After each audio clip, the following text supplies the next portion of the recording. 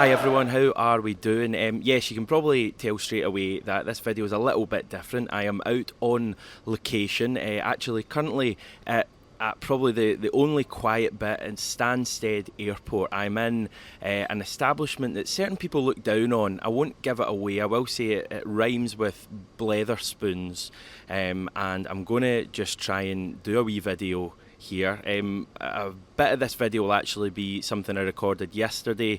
We'll get on to that in a wee minute, but first of all, as I kind of awkwardly hold this mic and a camera in my other hand, honestly the lengths I go to, we'll run through a few wee news stories. By the way, I am en route to Madrid. That's why I'm coming to you from just outside London today. So we'll fire through this quickly. No time for funnies today, everyone. The big story that everyone was chatting about earlier today broke probably when I was waking up at the back of 5 o'clock. It was the Japan World Cup squad, which kind of brings into focus that the World Cup is happening in 3 weeks. This month it will start. Japan obviously at the World Cup, hence why they're naming a World Cup squad. But the big news, and probably very surprising news, is that Kyogo Furuhashi is not in the manager Moriyasu's squad. Reo Hatate also misses out, which I think is less surprising given that he has really struggled for any game time with the Japanese national team. I think he's maybe made one appearance, routinely travels to the other side of the world to be left on the bench, but Kyogo has featured a good bit more and has been left out of the World Cup squad, which, as I say, I think is a major surprise. Daisen Maeda, congratulations to him. He is the sole Celtic representative in the Japan squad, which is great. I mean, I think he's really effective for the game plan that Japan carry out. From what I understand, Kyogo isn't utilised in the same way for Japan as Ange utilises him for Celtic. So Maeda in, Kyogo out, Hatate out, and also Gucci out as well, obviously. So disappointed for Kyogo. You know, what is he, 27 years old? This was probably his time to shine on the big stage. From a Celtic point of view, probably not bad to have him and Hatate resting, or at least not taking part in the World Cup. They'll be going to Australia now, I guess, with Celtic at the Sydney Super Cup, so that should give us a better chance of winning that, which I think, you know, might matter a little bit to Ange. So yeah, disappointed personally for Kyogo. I think he'll probably be pretty gutted, and hopefully he can take a little bit of that anger out on Real Madrid tomorrow. The second bit that's coming from Sky Sports is that Celtic are in talks with Liel Abada and Georgios Giakoumakis over improved contracts. The pair both have contracts at the moment until 2026. Club are looking to sign them up for an extra year. Makes sense with both. They've both been really good signings and they both seem pretty happy, and I think there's more to come from both. I tweeted, you know how much I love Giakoumakis. Just get that bit of paper in front of him. He can name his price and we'll pay it, because I love that guy so much, even though he sometimes misses penalties. But just positive news from Celtic. I don't think we've really had much chat about contracts really with this team yet, mainly because most of them have signed really lengthy contracts when they actually signed for the club. But it's really good to see the club being proactive with this and not letting contracts even threaten to run down. I think we're going to make big money in a lot of players when they move on, so that's positive as well. So those are the two main stories that people are chatting about at the moment. But what about the game tomorrow night? We know for us, is it a big game? I guess Celtic playing Real Madrid in the Bernabeu, could be a five-a-side game and it would still be a pretty big deal. But in terms of actual, meaning anything, for us anyway, it doesn't seem to mean a great deal. We can't even finish third in the group. I think that's the big disappointment from this campaign, is that we've got a meaningless game. I think at the very least it would have been great to beat Shakhtar and have a chance to play for something tomorrow night. I still think it's going to be interesting. I mean, as I say, Celtic playing away to Real Madrid doesn't happen every day. So there's still stuff to be gained. But what about from a Real Madrid perspective? I wanted to get that. So yesterday I spoke to Ewan McTeer, who is Scottish, as you will hear, and lives in Madrid, loves Spanish football. He's brought out a couple of really good Spanish football books, one on Eibar, the kind of miracle of that club, and also the another miracle, I guess, when Atletico Madrid won the league, I want to say in 2014. So I caught up with Ewan yesterday to get a perspective on how Real Madrid fans are feeling about this game, and I started by asking him how big a game it is for Madrid. To be honest, not really. Might even be at the end of the season the least important game of their season. Just purely from the fact that they're already qualified, they're playing for first place, but that's it. And it comes at this time when they're so worried about the World Cup coming up. Players have got a few injuries at the moment. Benzema's been out for a few games. They've just dropped points in La Liga. They've got 2 more league games to go before the World Cup break. So, just from the circumstances of that point of view, I think it's one of the least important games of their entire season. But speaking to fans, it is one of the games that they were looking forward to the most when the draw was made. But obviously, it just fallen on match day 6, the way the group was played out. It doesn't mean as much as obviously we thought it might when the draw was made. So winning the group doesn't massively matter. Is that just because you could still win the group and get a horror draw in the last 16? And I guess they probably back themselves to beat anyone anyway. Yeah, absolutely. I mean, Real Madrid obviously would like to win the group, and I think the most important thing for them is not who they would play, but the fact they would then get the second leg at home. And you looked at how they won the tournament last year. They had all the second legs at home. In the last 16, they earned that right. The rest of the way, they were a bit lucky, but they pulled off some crazy comebacks at the Bernabeu all the way to the final. So I think they definitely want second leg at home in the last 16. But this year in particular, there's a few surprise teams might Yeah. finish first of their group, Club Rouge, for example, and then some teams, some strong sides that might finish second in their groups. So, yeah, Real Madrid obviously always want to win their group. That was the goal, and I think they still believe they can do it.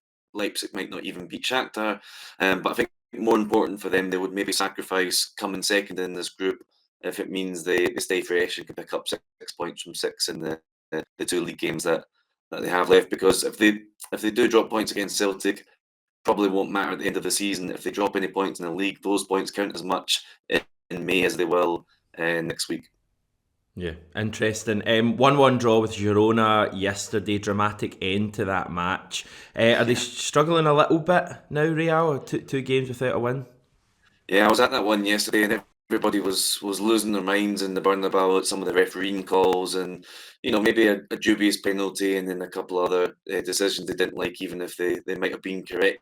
But I think that just distracted from the fact that they didn't play very well. Really sluggish. Girona in the relegation zone, they absolutely should have been beating them, and just a really sluggish performance. Took them till the 70th minute to even break the deadlock, and then afterwards they gave it away with that penalty. So yeah, Real Madrid obviously really well drilled team. They've had Ancelotti now for a season and a half. They know what they're doing. They've got a good squad, but just honestly, really tired legs in that squad just now because they have been playing like all these top teams have this season every 3 days, and you can tell it's starting to wear on some players. And the more injuries that they have, the more players that are missing out, and the more the ones who are fit are having to play in their place. So yeah, pretty tired Real Madrid team, and I think we'll see some rotations for this game.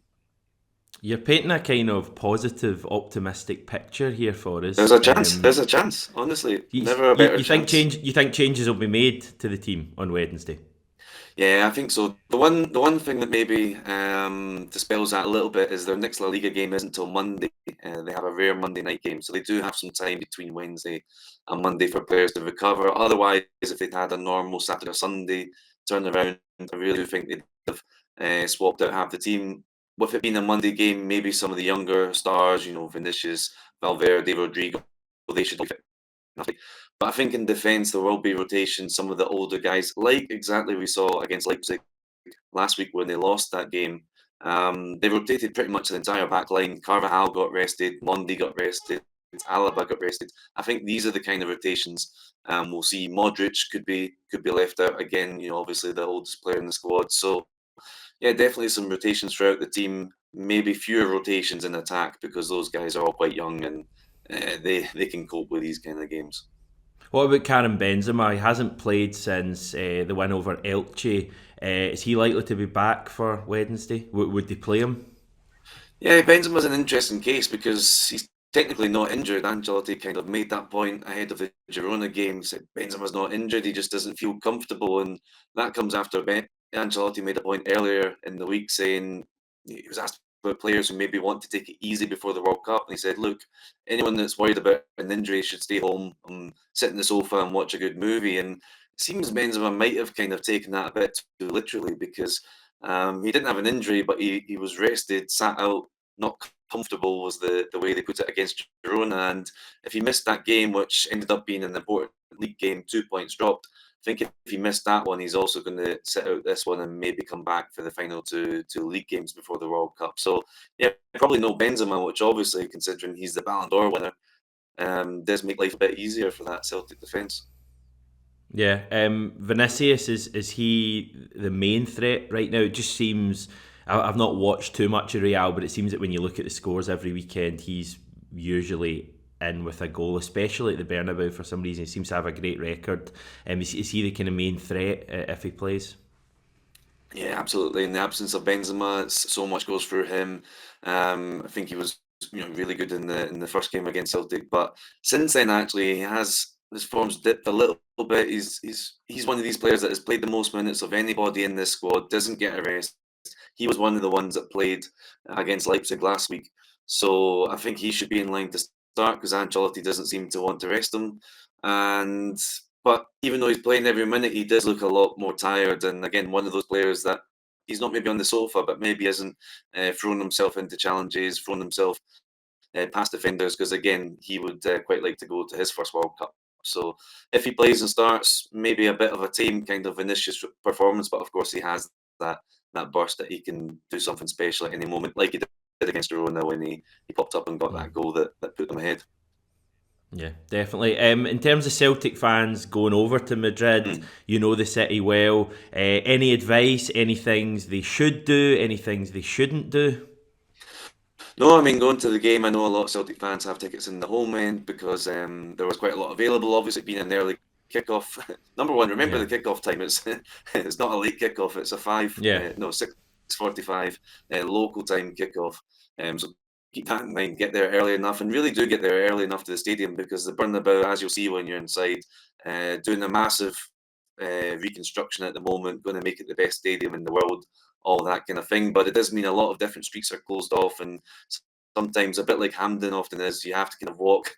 And depending on where exactly you arrive, you might have to walk around the whole way around the stadium to get to where you're sitting. And then obviously, if you're in the home end, just be respectful. Maybe wear a jumper or something, cover up the Celtic top just to get in, because you shouldn't have many problems with that.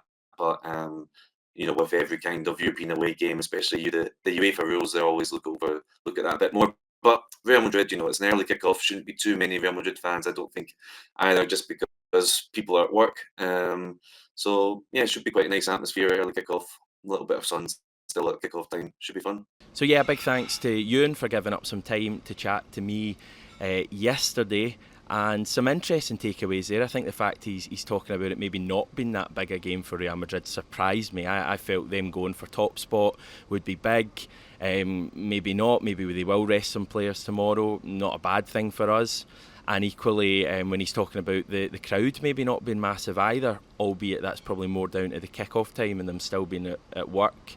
They do things very late in Spain. Have their lunch at 3 p.m, probably work until 9 p.m. and have their dinner about midnight. So we'll wait and see how that goes. The other thing I wanted to bring up regarding the match tomorrow is that the referee is a pretty interesting one, I think. It's Stephanie Frappart, who is a French ref. She made history 2 years ago, becoming the first female referee to officiate a men's UEFA Champions League fixture. It was Juventus beating Dynamo Kiev 3-0 2 years ago. So she's going to referee the game tomorrow night, which I think is excellent. I mean, it's a real good step forward.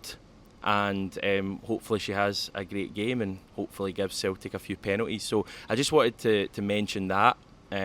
Obviously VAR in operation tomorrow night, but it's the good VAR, it's not the daft VAR. So we'll see how that goes as well. And yeah, I'm going to head, I think. I'm going to head to the bar and get a wee drink. Didn't sleep much last night, actually. Got about 3 hours sleep you're probably thinking right now, yeah, you look like that, Hamish. So yeah, our plans, not that you care, we'll probably be going to get a few drinks, obviously fly to Madrid, check in late tonight, get a good sleep, and then get ready tomorrow to go large and hopefully have a really good day.